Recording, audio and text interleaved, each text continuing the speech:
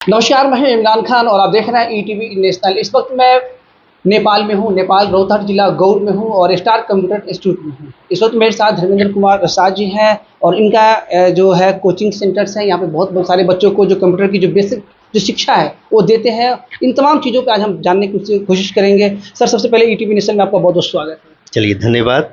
Sir, एक चीज़ बताइए, जैसे कि आपने जो एक टीचर है पहले, तो एक टीचर का जो होता है कि पहले बच्चों को शिक्षा देना और उसके बाद ही बहुत सारी जो चीज़ें होती हैं वो सोचते हैं कि शायद अब बहुत सारी ये चीज़ बहुत हो गया, अब दूसरा कोई काम कर लेते हैं, घर पे बैठते हैं, सरकार की तरफ से सैलरी वैलरी मिलती रहेगी। लेकिन फिर भी उन सब चीज़ों को दरकिनार करने के बाद भी आप अपने एक अलग संस्थान खोला और बच्चों को और ज़्यादा बेहतर शिक्षा देने की जो बात है वो कर रहे हैं और लोगों को दे भी रहे हैं। सबसे पहले अपना परिचय थोड़ा संक्षेप में बताएं। चलिए, मेरा नाम हुआ धर्मेंद्र कुमार शाह।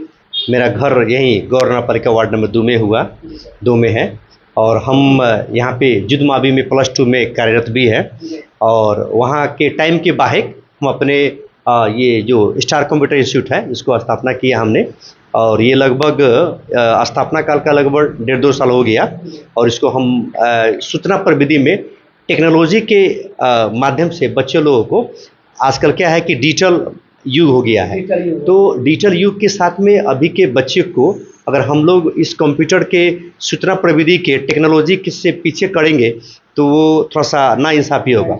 इसलिए हमने इस संस्था को स्थापना किया और इस संस्था को स्थापना करने का मेरा मुख्य उद्देश्य है कि बच्चे लोगों को टेक्नोलॉजी में, प्रविधि में और हाईटेक उसको हम कैसे बनाएं, उसके लिए हम प्रयास करते रहे। गौड़ की हम बात करते हैं, एक तरफ भारत है बगल में आपके पड़ोसी मुल्क आपका और दूसरा तरफ नेपाल। रोहतक की हम बात करें, गौड़ की अगर हम बात करें तो पहले में और अब में क्या शिक्षा में बदलाव आप देखते हैं टीचर होने के नाते?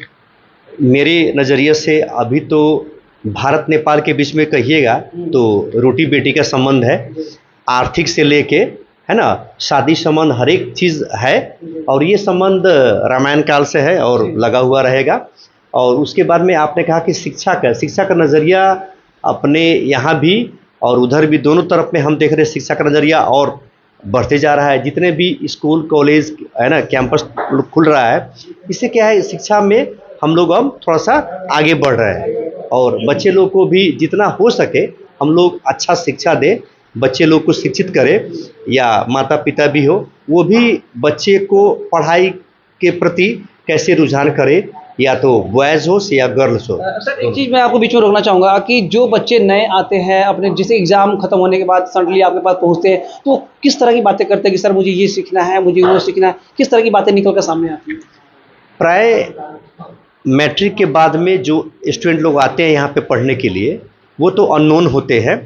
उनको एक तो क्या होता है कि कोई यहाँ पे काउंसलिंग समय पे नहीं कर पाता है, तो उन लोगों को होता है कि हम क्या पढ़े।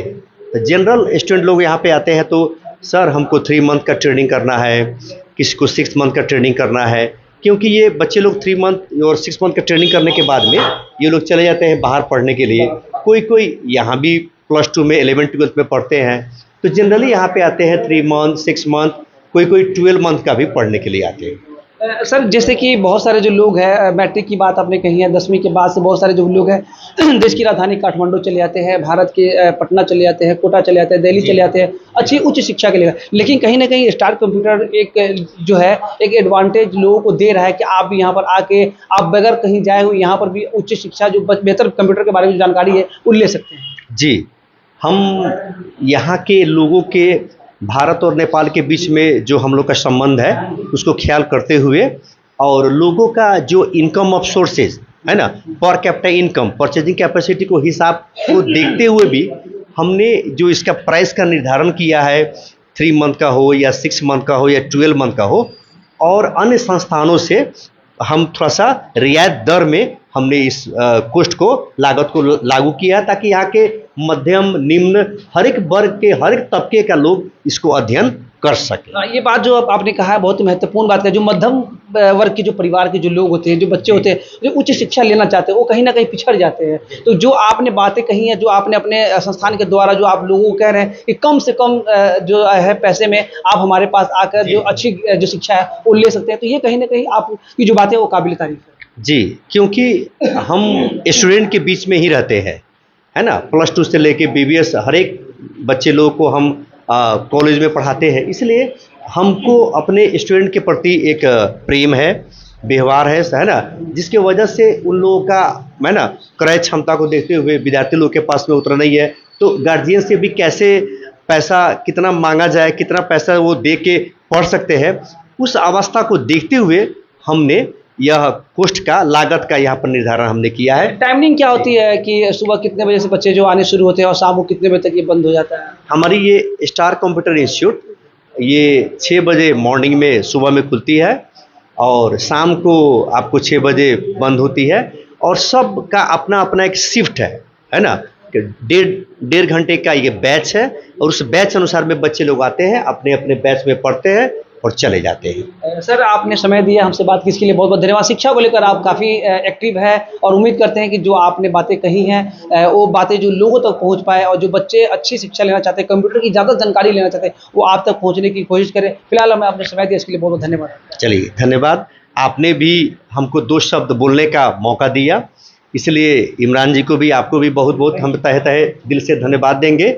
और हमारा यही कहना है कि ये शिक्षा, सूचना प्रविधि, टेक्नोलॉजी जो आज उभरते हुए समय में आ रही है, इसको हर एक स्टूडेंट को, हर एक छात्र को, छात्रा को, हर एक वर्ग को हमने पकड़ में कैसे लाना है, उसके लिए हमसे जितना बन पाएगा हम कोशिश करते जाएंगे। और हर एक स्टूडेंट को कोई ये न कहे कि गरीब, दलित, जहनदार उसको पढ़ने को नहीं मिला, वो आएंगे, मेरे पास में वेलकम है, हम उनको स्वीकारेंगे और अच्छी से अच्छी गुणस्तर शिक्षा हम देंगे। धन्यवाद। चलिए, धन्यवाद सर।